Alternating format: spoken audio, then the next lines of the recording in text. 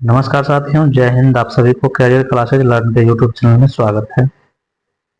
आज के इस वीडियो में हम आगामी सीटेट परीक्षा हो, चाहे यूपी टेट हो और अदर टेट हो, उसके लिए एक धमाकेदार सेशन ईवीएस का लेकर के आए हैं। इससे पहले बाल विकास का सेशन चल रहा है, संस्कृत का भी सेशन चल रहा है, प्रीवियस ईयर का पेपर चल रहा है और बाल विकास जो है सक्सेस मास्टर बुक से जो है आपको फुली तैयारी कराया जा रहा है बुक से, और एकदम निचोड़ के साथ, एकदम पूरी व्याख्या के साथ बताया जा रहा है और एग्जाम में 90% वहां से आता ही है। अब हम ईवीएस का सेशन स्टार्ट किए हैं। पूरे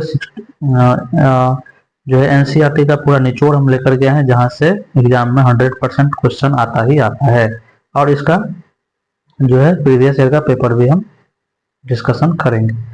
तो आज का सेशन हम स्टार्ट करते हैं ईवीएस का।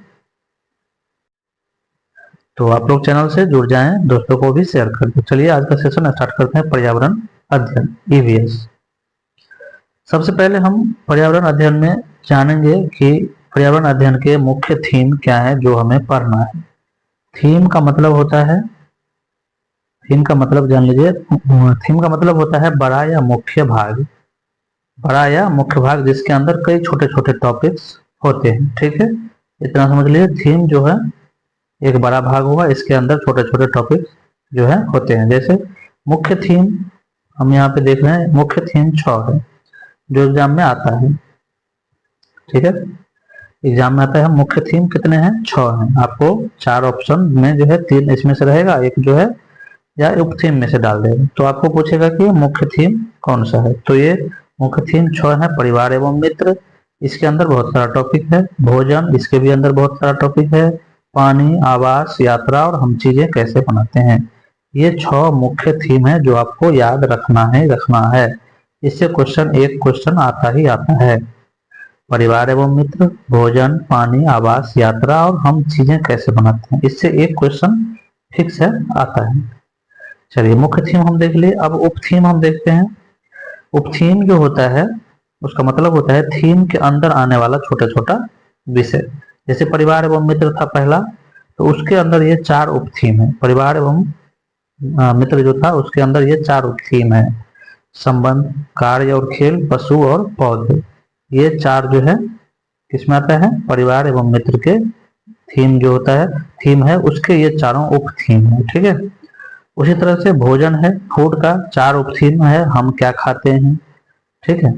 2 में था भोजन कैसे बनाते हैं और भोजन का स्रोत क्या है। ये इस तरह से सभी थीम का उप थीम होता है। ठीक है, जो हम एक एक करके हम पढ़ेंगे आगे चल के। भोजन, पानी, आवास, सभी के बारे में हम पढ़ेंगे। ठीक है, तो ये मेन आप याद रखिएगा, ये 6 उप थीम।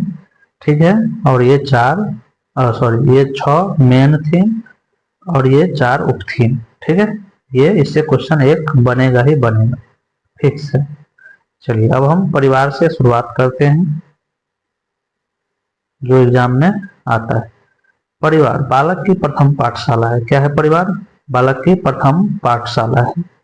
यहीं पे बालक जो है, यहाँ से उसमें संस्कारों का विकास होता है। परिवार जो है प्रथम पाठशाला होता है और माता पिता जो है, माँ उसकी जो है प्रथम शिक्षिका होती है। ठीक है, माता पिता उसके प्रथम शिक्षक शिक्षिका होती है।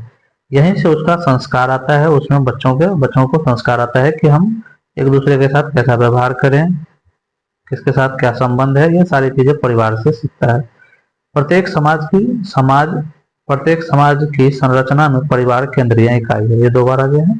प्रत्येक परिवार के समाज में जो है क्या है? परिवार केंद्रीय इकाई है। परिवार से ही क्या होता है? समाज बनता है और समाज से ही पूरा गांव बनता है, गांव से शहर, इस तरह से पूरे पैटर्न चलते रहता है। ठीक है, तो प्रत्येक समाज की केंद्रीय इकाई क्या है? तो परिवार है। ठीक है, परिवार में बालक को स्नेह, दया, सहयोग, सहकार, क्षमता आदि गुणों का विकास होता है। परिवार में बालक को क्या होता है? स्नेह जो है, स्नेह यानी प्यार, लाड़ दुलार, दया, सहयोग, आपस में सहयोग करना, सहकार करना, सहयोग सहकार एक ही चीज, क्षमा आदि गुणों का विकास होता है। कहाँ पे होता है? तो ये परिवार में होता है। आगे है बड़ों का आदर करना, अतिथियों का सत्कार करना तथा सभी के साथ मिलजुल कर रहना बालक परिवार में सीखता है। ये सभी चीजें हम आपको नोट्स में बना के दे रहे हैं। ये जो है पूरा एनसीईआरटी का निचोड़ है, आप घबराएं नहीं, इससे 100% जो है मिलेगा ही मिलेगा। ठीक है, आप आगे जो है धीरे धीरे ट्विस्ट आएगा सिलेबस में, आप इसको सिलेबस में पार्ट बाय पार्ट पढ़िएगा तब। ठीक है, चलिए, परिवार समाज की सबसे छोटी इकाई है। क्या है? परिवार समाज की केंद्रीय इकाई है और सबसे छोटी इकाई भी है। ठीक है, आगे देखिए कि परिवार में सभी सदस्य मिलजुल कर रहते हैं और सभी अपनी अपनी जिम्मेदारी निभाते हैं। परिवार में जो है सभी का अपना अपना क्या होता है, कर्तव्य होता है, दायित्व होता है और अपनी जिम्मेदारी निभाते हैं। अब आगे देख लीजिए, व्यक्ति जो है परिवार तथा समाज व्यक्ति परिवार तथा समाज परस्पर एक दूसरे पर निर्भर रहते हैं। ठीक है, व्यक्ति जो है परिवार पर डिपेंड रहता है और परिवार जो होता है वो समाज पर डिपेंड रहता है, समाज जो है गांव पर। इस तरह से पूरा पूरा जो है ये चक्र चलते रहता है, सभी एक दूसरे पर क्या है, डिपेंडेंट है और सभी की आवश्यकता की पूर्ति समाज में ही होता है। बिना समाज के हम कुछ नहीं कर पाएंगे अकेला। ठीक है, चलिए, परिवार के बारे में कुछ मनोवैज्ञानिक हैं जो बहुत ही अच्छी बात कही है, जो एग्जाम में आया भी है। मैकाइवर और पेज अपनी पुस्तक सोसाइटी में कहते हैं, क्या कहते हैं, ये देख लीजिए।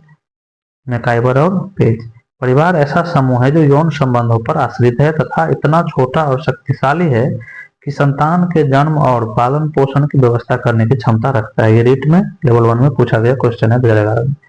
मैकाइवर और पेज अपनी पुस्तक सोसाइटी में कहते हैं कि परिवार क्या है, एक ऐसा छोटा समूह है जहाँ पे यौन संबंधों पर आश्रित होता है तथा इतना छोटा और शक्तिशाली है कि संतान के जन्म और पालन पोषण की व्यवस्था करने की क्षमता रखता है।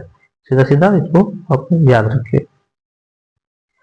एक और मनोवैज्ञानिक है क्लेयर। क्लेयर कहते हैं कि माता पिता और उसके बच्चों के बीच पाए जाने वाले संबंध की व्यवस्था को परिवार कहते हैं। ठीक है, किसे कहते हैं परिवार? क्लेयर के अनुसार माता पिता और उसके बच्चों के बीच पाए जाने वाले संबंधों की व्यवस्था को हम क्या कहते हैं, परिवार कहते हैं। ठीक है, चलिए अब आगे देखते हैं। ये भी पूछा गया क्वेश्चन है रीट लेवल 1 में, याद रखिए, सीटेट में भी आ सकता है। चलिए अब देखते हैं, परिवार की विशेषता देख लीजिए। परिवार की सामाजिक संरचना में केंद्रीय स्थिति होती है। ऊपर भी बताएं, परिवार क्या है, समाज में केंद्रीय और सबसे छोटी इकाई है। प्रत्येक परिवार अपने सदस्यों से कुछ उत्तरदायित्व निभाने की अपेक्षा रखता है। ये भी पूछा गया क्वेश्चन है रीट 2016 में। प्रत्येक परिवार क्या करता है, अपने सदस्यों से कुछ उत्तरदायित्व निभाने की अपेक्षा रखता है। ये नहीं चाहता है कि कोई अकेले करे, परिवार मिलजुल कर जो है होता है और सभी मिलजुल कर अपनी जिम्मेदारी का निर्वहन करे। अगला है मनुष्य के व्यवहार, मनोवृत्ति, आदतों आदि पर परिवार की गहरी छाप होती है। मनुष्य के जो है व्यवहार, चाहे उसका मनोवृत्ति हो, आदत हो, तो ये सभी कहाँ से सीखता है, ये परिवार से। चोरी का गुण भी परिवार से, ईमानदारी का गुण भी परिवार से, अच्छा व्यवहार किसी के साथ करे वो भी परिवार से ही सीखता है। ठीक है, इसे शिशु की प्रथम पाठशाला कहते हैं। किसे? तो परिवार को। समझ गए? आगे है परिवार के प्रकार। एक है एकांकी, केंद्रीय या एकल परिवार। एक ही नाम है, एकांकी, केंद्रीय या एकल परिवार। इसमें क्या होता है, इसे पति पत्नी तथा उनके अविवाहित बच्चे रहते हैं। ठीक है, एकांकी परिवार में पति पत्नी और उसके अविवाहित बच्चे रहते हैं। ठीक है, और संयुक्त परिवार ऐसे परिवार जिसमें माता पिता, पुत्र पुत्री, भाई बहन, पुत्र वधू और उसके बच्चे, दादा दादी, चाचा चाची सभी आ जाते हैं। ठीक है, संयुक्त परिवार बड़ा परिवार होता है। ठीक है, और बच्चा इसमें सीखता भी ज्यादा है। चलिए आगे देख लीजिए, आगे है यहाँ पर थोड़ा सा, चलिए आगे यहाँ पे कानूनी रूप से शादी की उम्र लड़के की 21 वर्ष और लड़के की कितना है, 18 वर्ष है। समझ गए? अब है बाल विवाह निरोधक अधिनियम 2006 सरकार द्वारा बाल विवाह पर नियंत्रण पाने के लिए स्थापित किया गया था। बाल विवाह निरोध अधिनियम 2006 जो है, पूछ सकता है किस लिए है, तो बाल विवाह पर नियंत्रण पाने के लिए। ठीक है, शारदा एक्ट किससे संबंधित है, बाल विवाह से संबंधित है, याद रखिएगा। एक आदर्श परिवार में माँ, पिता और उसके अविवाहित बच्चे होते हैं। ये एग्जाम में आया हुआ क्वेश्चन है। ठीक है, चलिए आगे है बालकों का समाजीकरण सर्वप्रथम परिवार के द्वारा होता है और परिवार को प्राथमिक समाजीकरण भी कहते हैं। प्राथमिक समाजीकरण किसको कहते हैं, परिवार को और सगे संबंधी को। ग्रेगर जॉन मेंडल का जन्म 1882 ईस्वी में ऑस्ट्रिया के एक किसान परिवार में हुआ। इन्होंने मटर के पौधे पर 2800 प्रयोग किए और फैक्टर नामक गुणक बताया, ऐसा लक्षण बताया जो अगली पीढ़ी में ले जाने वाला बताया। फैक्टर नामक गुणक होता है जो किसी गुण को अगली पीढ़ी में ले जाता है। ये ग्रेगर जॉन मेंडल के बारे में हम पढ़ेंगे। अनुवांशिकता चैप्टर है, पूरा इसका डिटेल के साथ हम अध्ययन करेंगे। तो ये था फर्स्ट चैप्टर, परिवार एवं मित्र से जुड़ा हुआ जो इम्पोर्टेंट पॉइंट था वो हम आपको बता दिए हैं। इसे आप चाहे तो नोट कर लें और जो है इसे 2-3 बार देख लें। इससे आपको परिवार से जुड़ा हुआ एक भी क्वेश्चन नहीं छूटेगा। अगले वीडियो में हम धमाकेदार तरीका से एक और जो है बेहतरीन टॉपिक लेकर के आए हैं। ठीक है, तो चलिए आज के वीडियो में इतना ही। वीडियो अच्छा लगा होगा तो लाइक, सब्सक्राइब और शेयर जरूर करें। धन्यवाद।